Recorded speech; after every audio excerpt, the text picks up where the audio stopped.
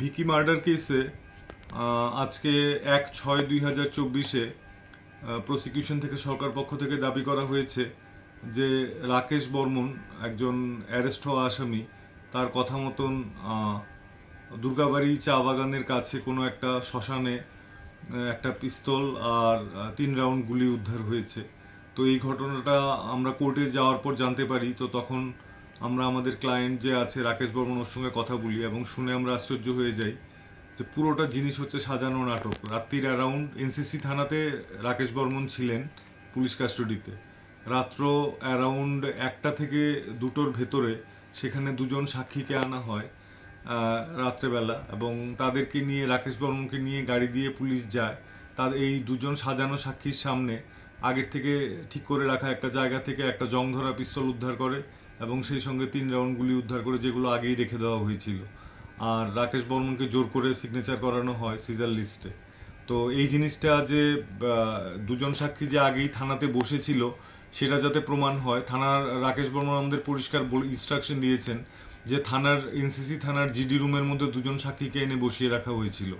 এখন আমরা এনসিসি থানার সিসিটিভি রাত্রির 12টা থেকে সকাল 3টে পর্যন্ত আমরা প্রেয়ার করেছি কোর্টের কাছে, সেটা যাতে কোর্টের কাছে জমা করা হয়।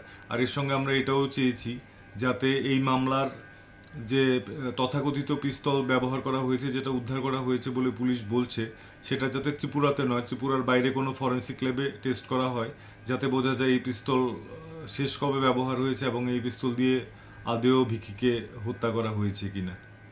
তো এই জিনিসটা কোর্ট অর্ডারে লিখেছেন। সিজিএম কোর্টে আমরা এই প্রেয়ার করেছিলাম, তো সিজিএম ওনার অর্ডারে এটা পরিষ্কার লিখে দিয়েছেন যে এই মামলা নিউট্রালিটি রাখার জন্যে এই পিস্তল এবং গুলি এগুলো রাজ্যের বাইরে কোনো ফরেন্সিক ল্যাবরেটরিতে পরীক্ষার জন্য পাঠানো হবে। আর এছাড়া আরেকটা ডেভেলপমেন্ট এই মামলার হচ্ছে, আপনারা জানেন ডিফেন্স কাউন্সিল হিসাবে আমাকে আন্ডার সেকশন 91 সিআরপিসি 2টো নোটিশ ইস্যু করা হয়েছিল। একটা ইস্যু করেছিলেন প্রাজিত মালাকার, এই মামলা তদন্তকারী অফিসার। উনি করেছিলেন এটা 13/5/2024। আর আরেকটা করেছিলেন এনসিসি থানার যিনি SDPO sub divisional police officer Shri Subrata Barman, উনি। তো দুটোর মধ্যে ভাষার একটু পার্থক্য আছে। একটাতে রিকোয়েস্ট করা হয়েছিল আর একটাতে ডাইরেকশন দেওয়া হয়েছে যে এই মামলার রাজু বর্মনের বাড়ির সিসিটিভির হার্ড ডিস্ক আমি যাতে প্রডিউস করি। তো সেটার জবাব 91 সিআরপিসি মোতাবেক যে দুটো নোটিশ আমাকে পাঠানো হয়েছে, সেই দুটোর জবাবই আজকে আমি লিখিত আকারে পুলিশকে পাঠিয়েছি। এখন দেখা যাক পুলিশ কি উত্তর দেয় বা কোনো উত্তর দেয় কিনা। দুর্গাপ্রসন্ন অ্যালিয়াস ভিকি মার্ডার কেসে state government advocate Shri Shankar লোধকে স্পেশাল পাবলিক প্রসিকিউটর হিসেবে অ্যাপয়েন্টমেন্ট দিয়েছেন। সেই সঙ্গে সিনিয়র অ্যাডভোকেট বিভ্রম নন্দী মজুমদার, ওনাকেও স্পেশাল পাবলিক প্রসিকিউটর হিসেবে অ্যাপয়েন্টমেন্ট দিয়েছেন। তো নর্মালি একটা কেসে দুজন স্পেশাল পাবলিক প্রসিকিউটর থাকে না, কিন্তু এটা যেহেতু কেসের ইম্পর্টেন্স বিচার করে গভর্নমেন্ট অফ ত্রিপুরা দুজন স্পেশাল পাবলিক প্রসিকিউটর অ্যাপয়েন্ট করেছেন, একজন ডেজিগনেটেড সিনিয়র অ্যাডভোকেট আর একজন এমনি অ্যাডভোকেট শ্রী শঙ্কর লোধ। তো এর মধ্যে শ্রী শঙ্কর লোধ উনি এই মামলায় এফআইআরে যাদের নাম আছে আসামিদের, তাদের মধ্যে একজন হচ্ছে রাজু বর্মন, তার ভাই রাকেশ বর্মন এবং ওদেরই তুতো ভাই দেবব্রত বর্মন। তো ওরা 3জন আছেন একই পরিবারের। তো শঙ্কর লোধ গত ভিকি মার্ডার হয়েছিল 30/4/2024-এ। আর শ্রী শঙ্কর লোধ যিনি এখন স্পেশাল পাবলিক প্রসিকিউটর, উনি 16/4/2024-এ রাকেশ বর্মন আর দেবব্রত বর্মনের হয়ে, তাদের অ্যাডভোকেট হয়ে, আসামিদের অ্যাডভোকেট হয়ে উনি হাইকোর্টে এপিয়ার করেছিলেন একটা কেসে বেল পিটিশন। ওটা হচ্ছে এয়ারপোর্ট পিএস 22/2024 সেই কেসে। তো সেই জন্য রাকেশ বর্মন আমাকে ইনস্ট্রাকশন দিয়েছে যে আমি যেহেতু শঙ্কর লোধকে মাত্র 14 দিন আগে, ভিকি মার্ডার হওয়ার 14 দিন আগে উনি আমার অ্যাডভোকেট ছিলেন, ফিজ নিয়ে উনি এপিআর করেছেন, অতএব উনি কি করে আমার বিরুদ্ধে পাবলিক প্রসিকিউটর হয়ে এই মামলা পরিচালনা করেন সরকার পক্ষের হয়ে। তো সেই মতে আমরা পিটিশন দাখিল করেছি আজকে মাননীয় সিজেএম কোর্টে, ওয়েস্ট ত্রিপুরা আগরতলা। তো দাখিল করে সেখানে রাকেশ বর্মন সে অ্যারেস্ট হয়েছে, সে নিজে সই করে পিটিশন জমা দিয়েছে, বলেছে যে মামলার যেই মামলা মানে এয়ারপোর্ট পিএস 22/2024 যেই মামলাটা, সেটা ভিকি ওরফে দুর্গাপ্রসন্ন নাকি কাউকে দিয়ে করিয়েছিল রাকেশ আর দেবব্রত বর্মন ওদের এগেনস্টে। তো সেই জন্যে সেই মামলাটার পেছনেও নিহত যে হয়েছেন ভিকি, সে ছিল। তো সেই মামলার ডিফেন্স কাউন্সিল ছিলেন, মানে আসামিদের পক্ষে রাকেশ বর্মন আর দেবব্রত বর্মনের পক্ষে দাঁড়িয়েছিলেন শঙ্কর লোধ, শ্রী শঙ্কর লোধ হাইকোর্টে। তো সেই জন্যে কনফ্লিক্ট অফ ইন্টারেস্ট আছে আমাদের লতে একটা কথা। আর এটা তো বোঝাই যায় যে আপনি 14 দিন আগে যার হয়ে মামলা করলেন, 14 দিন বাদে তার বিরুদ্ধে আপনি কিভাবে সরকার পক্ষের হয়ে মামলা পরিচালনা করবেন? কারণ আপনি তো যখন অ্যাডভোকেটের কাছে যাবেন আপনি অনেক তথ্যই বলবেন।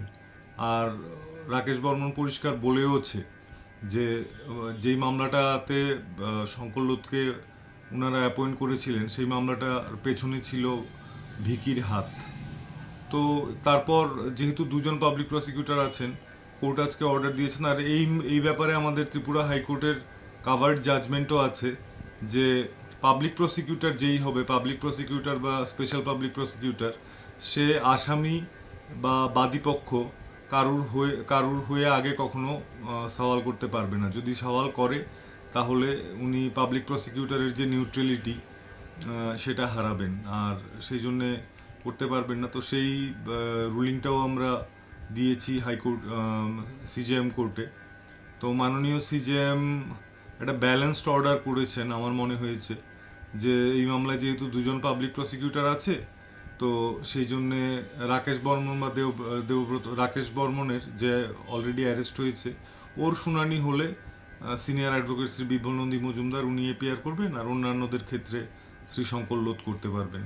তো এইভাবে তো চলে না, কারণ শঙ্কর লোধদের কাছে বেসিক্যালি রাকেশ বর্মন আর দেবব্রত বর্মন ওদের সমস্ত গোপন কথা ওরা প্রকাশ করেছে, ওদের কি কেস আলোচনা করেছে, ওদের সমস্ত ডিটেইল ওরা দিয়েছে। তো সেই জন্যে একই লোক 14 দিন আগে ওদের হয়ে মামলা করেছেন, 14 দিন পর ওদেরকে ফাঁসিতে ঝোলানোর জন্য মামলা করবেন। দুটো তো একসঙ্গে, ফাঁসি আমি বলছি কারণ এটা মার্ডার কেস, সর্বোচ্চ শাস্তি ওদের ফাঁসি হতে পারে। তো সেই জন্য ফাঁসির জন্য সওয়াল করবেন, তো সেটা তো ব্যাপারটা দৃষ্টিকটু এবং আইনের চোখে গ্রহণযোগ্যও নয়। তো সেই ব্যালেন্সড অর্ডারের এগেনস্টে এখন পর্যন্ত আমার যতটুকু ইনস্ট্রাকশন আছে, আমরা খুব সম্ভব হাইকোর্টে যাব, কারণ রাকেশ বর্মন এই অর্ডারে সম্পূর্ণ খুশি হতে পারেননি। তো উনি ইনস্ট্রাকশন দিয়েছেন, আমরা হয়তো হাইকোর্টে যাব। তো এখন আমাদের ক্লায়েন্ট যা চায় সেই মতো ব্যবস্থা হবে। পিটিশনে আমরা পরিষ্কারভাবে চেয়েছি যে যেহেতু শঙ্কর লোধ 16/4/2024 ভিকি মার্ডার হওয়ার 14 দিন আগে রাকেশ বর্মন আর দেবব্রত বর্মনের হয়ে মামলা পরিচালনা করেছেন, অতএব এই মামলায় উনি স্পেশাল পাবলিক প্রসিকিউটর থাকতে পারেন না। যেহেতু রাকেশ বর্মন এবং দেবব্রত বর্মন দুজনেই এই মামলার আসামি, আর ওদেরই ভাই হচ্ছে রাজু বর্মন মামলার আরেকজন আসামি। ওরা দুজন এখনো অ্যারেস্ট হয়নি, একজন অ্যারেস্ট হয়েছে, কিন্তু শ্রী শঙ্কর লোধ অ্যাডভোকেট উনি এই মামলা স্পেশাল পাবলিক প্রসিকিউটর হিসেবে পরিচালনা করতে পারেন না, সেই ছিল আমাদের বক্তব্য। মাননীয় আদালত যে রায় দিয়েছেন তাতে আপনারা সন্তুষ্ট নন?